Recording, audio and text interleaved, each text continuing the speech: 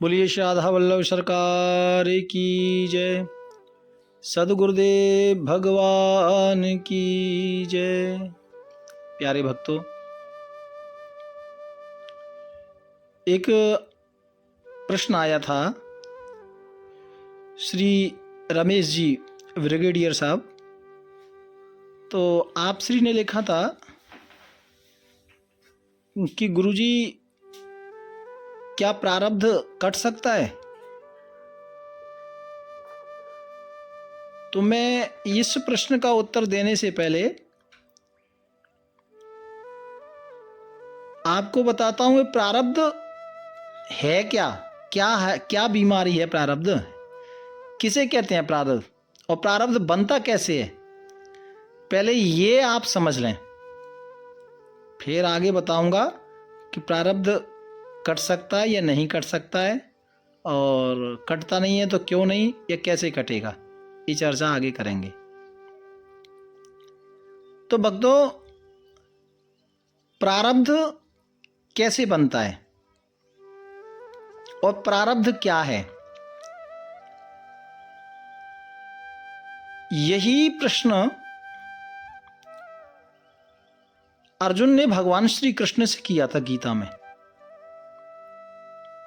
और वहां प्रश्न किया था कि भगवान, कर्म क्या है, प्रारब्ध क्या है, प्रारब्ध कैसे बनता है। प्यारे भक्तों, और जब वहां सुना कि प्रारब्ध भोगना पड़ता है, भगवान श्री कृष्ण को अर्जुन ने कहा कि प्रारब्ध भोगना पड़ता है, प्रारब्ध क्या है, तो फिर कर्म की क्या आवश्यकता है। भगवान श्री कृष्ण कहते हैं, अर्जुन, ये परिभाषा तो गलत है, ये कर्म की परिभाषा, प्रारब्ध की परिभाषा ये ठीक नहीं है। तो अर्जुन ने कहा, फिर भगवान ठीक क्या है। बोले, देखो, भगवान कभी किसी को सुख या दुख नहीं देते हैं। व्यक्ति अपने आप सुख को इकट्ठा करता है और दुख को भी इकट्ठा करता है। निज कृत कर्म भोग सुख दाता, गोस्वामी तुलसीदास बाबा ने कहा है। भक्तों, प्रारब्ध कैसे बनता है, इसे जरा आप सुने। प्रारब्ध हमारे कर्मों से बनता है, और कर्म हम कैसा करते हैं वैसी ही एफडी हमारी जमा होती रहती है। बचपन का किया हुआ प्रारब्ध युवानी में आता है, युवानी का किया हुआ कर्म वो आगे जाके प्रारब्ध बनता है, और फिर वो बुढ़ापे में आता है। और कई बार इस जन्म में कोई हिसाब किताब पूरा नहीं हुआ, तो इसका ये मतलब नहीं है कि इसी जन्म में। कई बार लोग शिकायत करते हैं, गुरुजी ये बंदा बहुत पापी है लेकिन बहुत सुखी है, कभी इसको दुख नहीं मिला। ये बात ठीक है, उसने पिछले जन्म में ऐसा कर्म किया है जिससे उसका प्रारब्ध श्रेष्ठ है, यानी प्रारब्ध मजबूत है, इसीलिए वो पिछले प्रारब्ध को अभी भोग रहा है। और कई बार आपने देखा होगा कि व्यक्ति भजन कर रहा है, पुण्य कर रहा है, धर्म कर रहा है, भजन कर रहा है, फिर भी उसको दुख आ रहे हैं। तो आप इसे ऐसे समझें कि जो हमारे मन के अंदर, हमारे शरीर में, जैसे कोई भांडा गंदा हो जाता है ना, बर्तन, तो बर्तन की सफाई करते हैं तो वो चमक जाता है। ऐसे ही हमको तो याद नहीं है ना कि पिछले जन्म का हमारा क्या शेष बचा है, और क्या अच्छा बचा है, क्या बुरा बचा है। तो हमारा जो पिछले जन्म का प्रारब्ध है वही हमारे साथ चलता है। और प्रारब्ध कैसे बनता है, कर्म से। तो हमें याद नहीं है, लेकिन वो प्रारब्ध हमारे साथ चला हुआ है और हम उसको भोग रहे हैं। और ध्यान रखना, कई बार क्या होता है, प्रारब्ध में जरूरी नहीं कि आपका पड़ोसी ही दुश्मन बन के आपको सताए, या कोई गांव वाला, कोई शहर वाला, कोई सेक्टर वाला, या कोई अन्यत्र दुश्मन। प्रारब्ध को भोगने के लिए आपके अपने ही आपको कष्ट देते हैं और आप कष्ट सहन करते रहते हैं और वो काम करते रहते हैं। जैसे किसी का कोई बच्चा है, छोटा बच्चा है, और उसने जन्म लिया, वो जन्म से लेकर के उसकी जो आयु रही 10 साल 15 साल, तब तक उसने माँ बाप को धन से भी दुखी रखा, शरीर से मन से भी दुखी रखा, चिंताओं से भी घिरा, क्योंकि उसको बीमारी ऐसी लग गई कि उसमें पैसा भी जा रहा है और दिमाग में टेंशन भी हो रही है, मानसिक तनाव भी उसका बढ़ रहा है। तो अब आप सोचो कि वो बच्चा आया, लाखों रुपए खर्च कराया, शारीरिक भगादौड़ कष्ट भी दिया और चला गया। इसको आप क्या कहेंगे? वो आपका अपना आया था, अपना बन के। हकीकत में वो अपना नहीं था, वो आया था।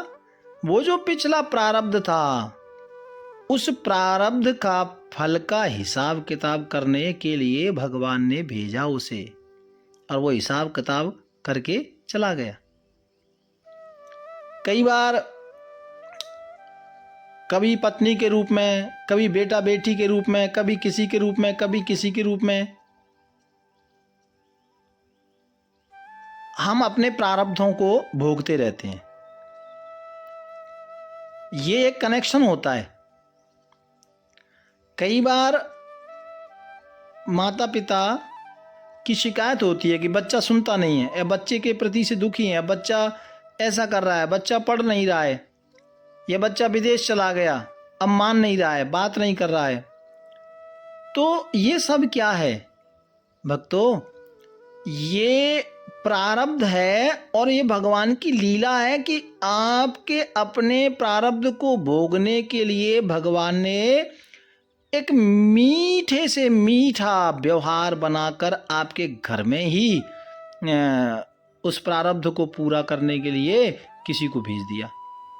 और वो पत्नी भी हो सकती है, बेटा बेटी भी हो सकते हैं, भाई बंधु रिश्तेदार कोई भी हो सकता है।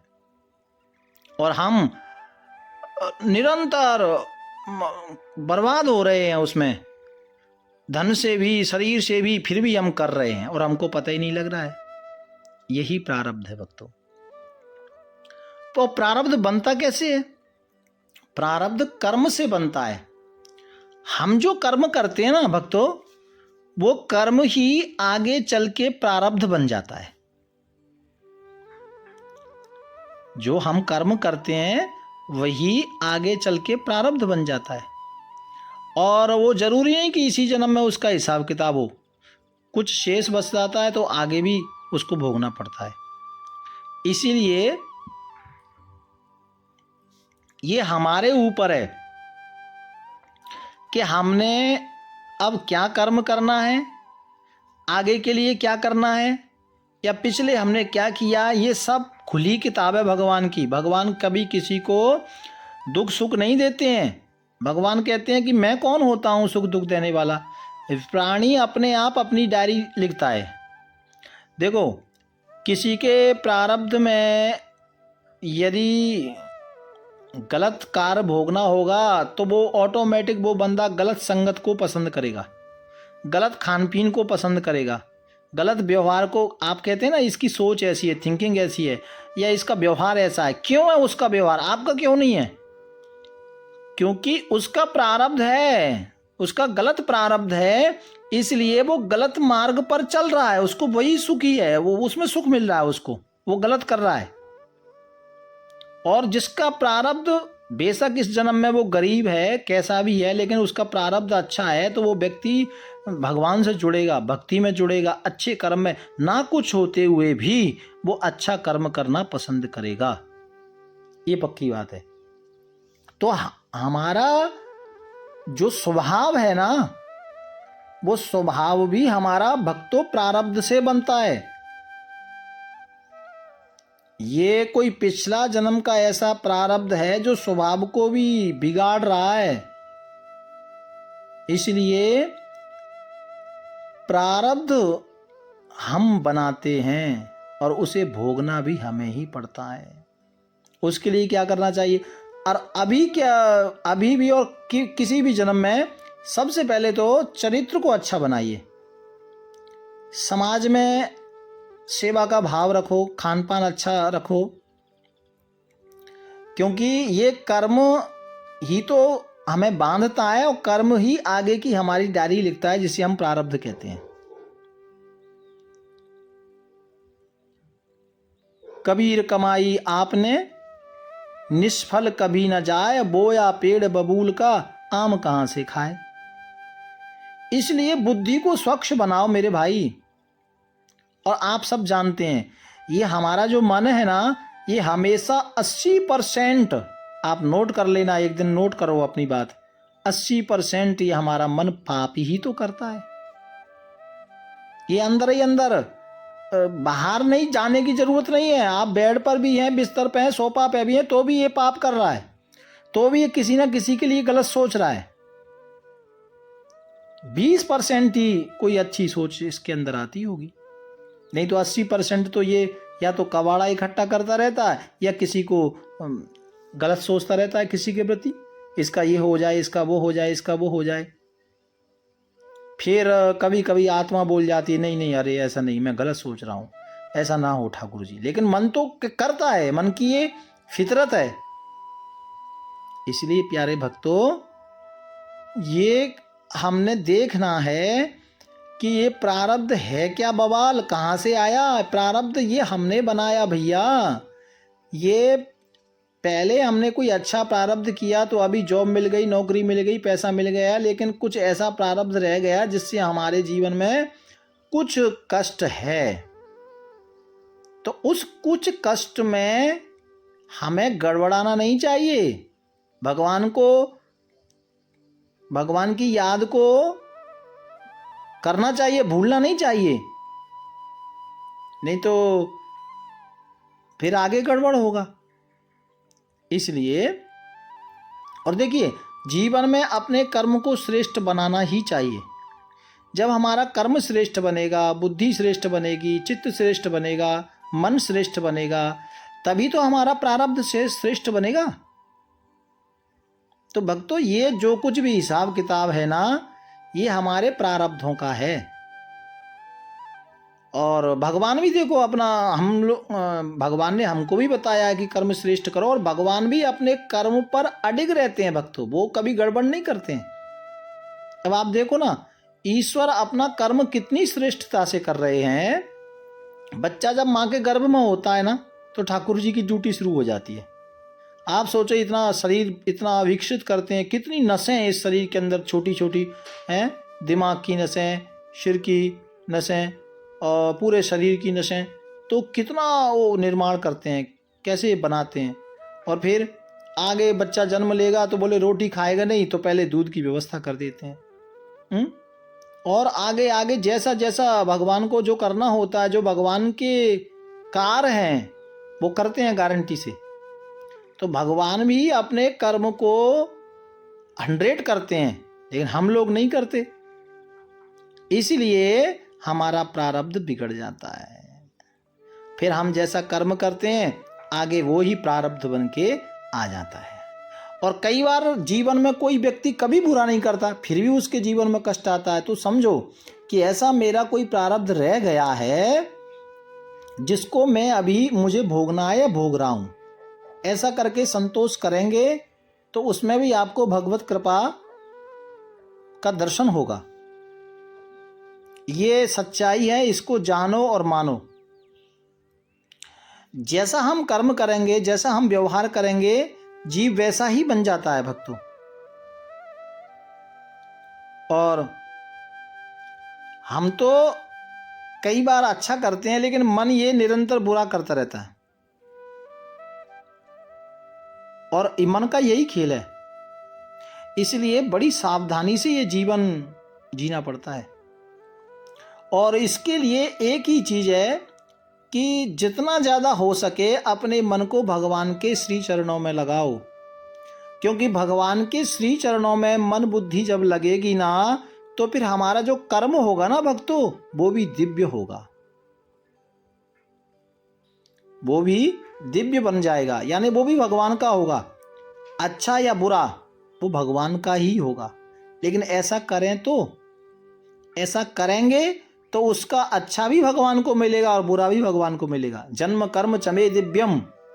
लेकिन हम लोग अच्छा करते हैं तो बोले मैंने किया, बुरा किया तो उदाहरण के साथ चौपाई अंका के कहते हैं वो ये जो सुरा राम रुचि राखा, असी कौन कर सकते हैं, भगवान करने वाले। ऐसा नहीं। देखो भगवान को जो 100 समर्पण भाव से कोई कार्य करता है या भगवान में चित्त लगाकर कोई काम करता है, उसको पाप नहीं लगता भक्तों। अब देखो ना, श्री हनुमान जी महाराज ने लंका में कितने राक्षसों को मारा था, है ना? तो क्या उसका पाप लगा? नहीं। क्यों? क्योंकि हनुमान जी महाराज का जो चित्त था, जो मन था, वो श्री राम प्रभु में था। वो उनका ये था कि जो कुछ कर रहे हैं वो श्री राम जी कर रहे हैं, मैं नहीं कर रहा। करने वाले वो हैं। निरंतर हनुमान जी का जो मन था वो श्री राम प्रभु में था, चित्त राम प्रभु में था। तो उसका जो भी अच्छा बुरा जो कर्म था वो भी राम जी का ही था। बस ये सोचने वाली बात है, समझने वाली बात है। तो प्रारब्ध कैसे बनता है इस पर हमने चर्चा की। चर्चा तो बहुत बड़ी है, लेकिन ये मैंने आपको बताया है कि प्रारब्ध हमारे कर्म से बनता है। अच्छा, प्रारब्ध कैसे कटेगा या कट सकता है, इसकी चर्चा हम कल करेंगे। भाव प्यार से राधे राधे राधे।